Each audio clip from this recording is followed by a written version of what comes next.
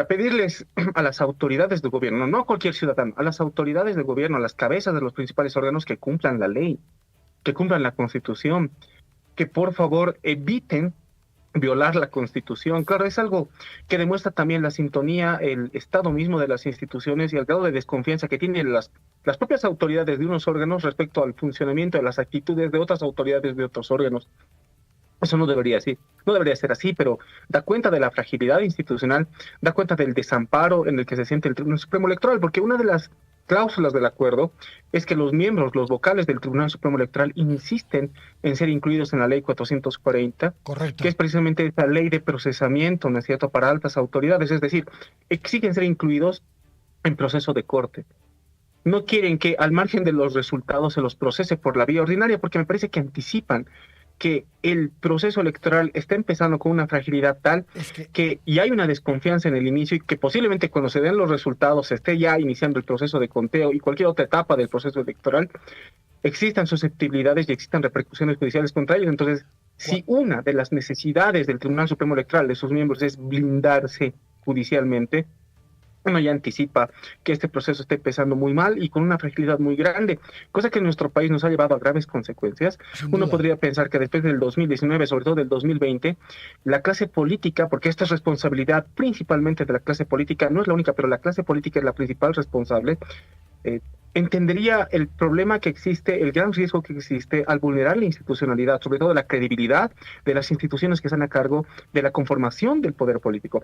Pero al parecer, en grandes momentos de nuestra historia, en varios episodios de nuestra historia, la clase política demuestra una ceguera, una intransigencia y una irresponsabilidad muy grande que muchas veces no la paga la propia clase política, sino la paga la ciudadanía, la paga el ciudadano de a pie, la pagan otro tipo de actores que no están involucrados directamente en la gestión del proceso electoral.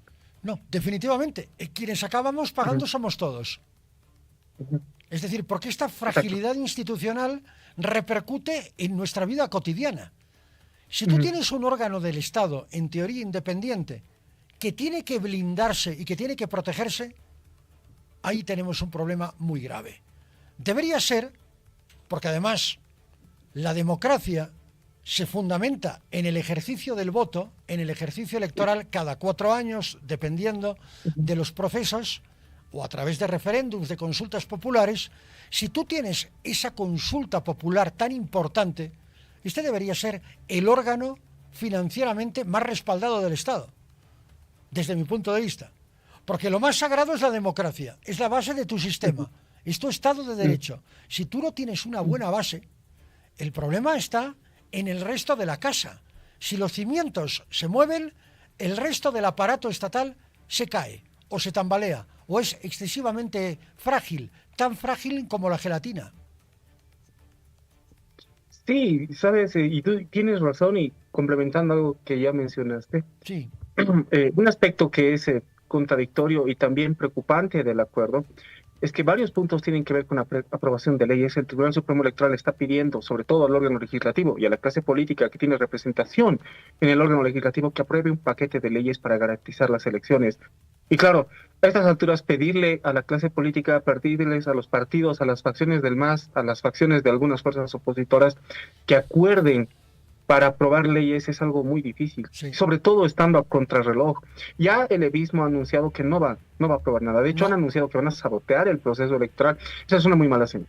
Es es una una muy pésima mala señal. señal para la realización de las elecciones, para quienes observamos el proceso electoral y obviamente para el Tribunal Supremo Electoral.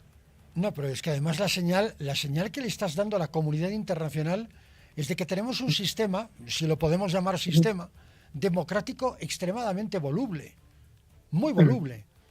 Daría la sensación de que durante años, durante los años de gobierno de Evo Morales, y no tanto ahora en el gobierno de Luis Arce, se ha hecho un daño enorme al sistema democrático. Y vuelvo a cuestionar lo de sistema, a la democracia en general, a partir de un autoritarismo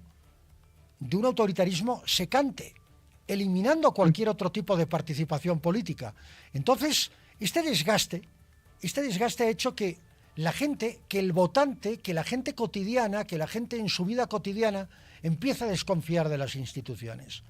¿Cómo se puede recuperar esa confianza? Es un proceso muy largo, Vladimir. Sí, es un proceso muy largo y que tiene que Y aprovechar necesario, pero determinadas necesario. coyunturas para iniciarse. Sí, Claro, pero es que aquí el punto es cuándo se va a iniciar, de verdad, ese momento. claro. Y me parece que este tipo de eventos, esta parece ser la intencionalidad del Tribunal Supremo Electoral, es para ahondar este tipo de temáticas, generar un ambiente de reflexión, pero sobre todo un ambiente de confianza para iniciar ese proceso de reconstrucción. Lamentablemente, los intereses políticos pesan más, los intereses sectoriales, individuales, pesan más y este tipo de eventos se desperdician.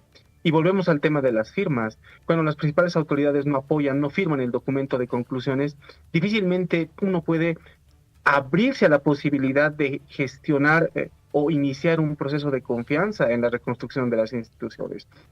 Y uno de los principales problemas del Tribunal Supremo Electoral, de toda la institucionalidad del país, pero sobre todo del Tribunal Supremo Electoral, es la independencia. Correcto. ¿En qué medida los vocales tienen que temer que se los presione, que se los acose, que se los procese y que no van a poder realizar un trabajo transparente y confiable?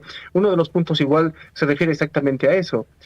Varios de los puntos, pero uno de los más llamativos es cómo prácticamente claman, solicitan que esté presente la cooperación internacional, estén Claro, presentes claro, observadores claro. internacionales para no quedar en una orfandad, para que haya testigos que puedan dar cuenta de del carácter difícil y bastante accidentado que tiene el proceso hasta la actualidad. No, de hecho, también está contemplado en la ley electoral.